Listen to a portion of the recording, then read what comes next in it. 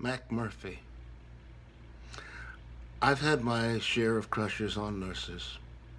They're just so damn perfect. They're comfortable with their own bodies. They give great massages. They are untroubled by scars. In the TV series China Beach, Dana Delaney created an iconic character, Army Nurse Colleen McMurphy. She was tough, competent, caring, sexy, human. And her emotion was never self indulgent, always earned. I very much admired her work in that show, and eventually I got to tell her so. But I digress. In the wards of 3rd Field Hospital in Saigon, 1969, Army officer nurses were stressed beyond belief. They contended daily with an abundance of young, broken bodies and shattered spirits. Some of their patients were not going to get any older. A few wished for an end to their pain. These women had to find that nurse's balance between caring for these men, yet maintaining some emotional distance. Each created her own formula, but many of them came home as haunted as the men for whom they'd cared. I have a picture of my nurse from Vietnam, but I can't remember her name. I searched in vain for years, wanting to tell her how much she had meant to me, how much they'd all meant to us at that fragile time in our lives. After about a week at 3rd Field, I was coming along. I had learned to shower with plastic wrapped around my thigh to prevent my metal sutures from rusting. I was still losing weight, still fed intravenously, and still very grateful to be around. My veins were all pretty tired, and one weary nurse was having a tough time getting my IV properly installed. She failed time after time, and I was losing patience. That shit really hurt.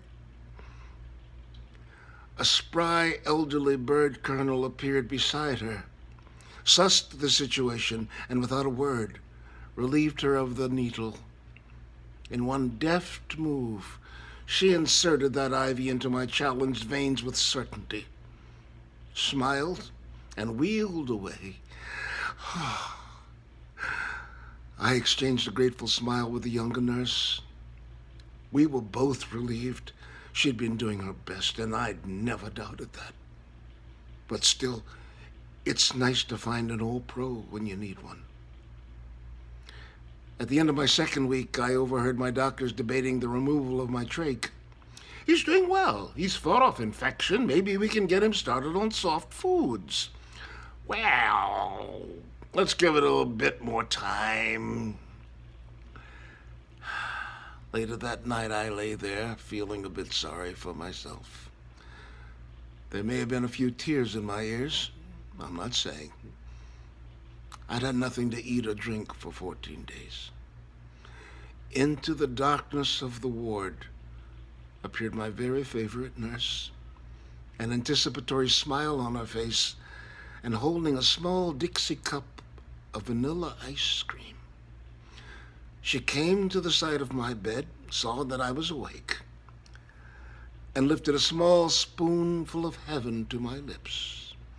That remains the single most intense experience of flavor I have ever known. 2 more spoonfuls, each sweeter than the last, and then she put her finger to her lips to remind me this was our secret, and slipped out of the ward.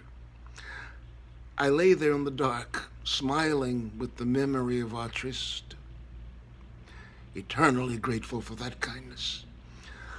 I hope she knows how much I loved her in that moment. Now, my book was published in 2006, and this chapter was part of it. Someone bought my book, recognized the photo of my nurse, and he put us in touch. And that phone call that night was full of emotion for both of us. I'm never going to forget it. And after our conversation the next day, she wrote this to me by email. Dear Tucker, after reading your chapter about me, I am so back in Vietnam. What an honor to hear from you after so many years. To have a chance to tell you how much I loved you and all the brave young men I took care of is one of my greatest wishes. You all meant so much to me. I am so blessed to have taken care of such brave young men. I have felt truly honored since that experience. My caring touch, my smile, my compassion, my passion as a nurse to care for your wounds and to care for your spirit was truly my mission. In my 38 years as a nurse, that 1 year as a nurse in Nam pretty much shaped me in my nursing and in my life. I was forever changed. Some good and some not so good. I too suffer from PTSD. I get counseling from time to time. But I have managed to raise 2 great kids and have been married for 36 years. Please believe me, it was such an honor to care for you and to help you heal. I am haunted each day about the hundreds of young men I cared for, wondering what happened to them. To know you made it makes me feel so warm in my heart.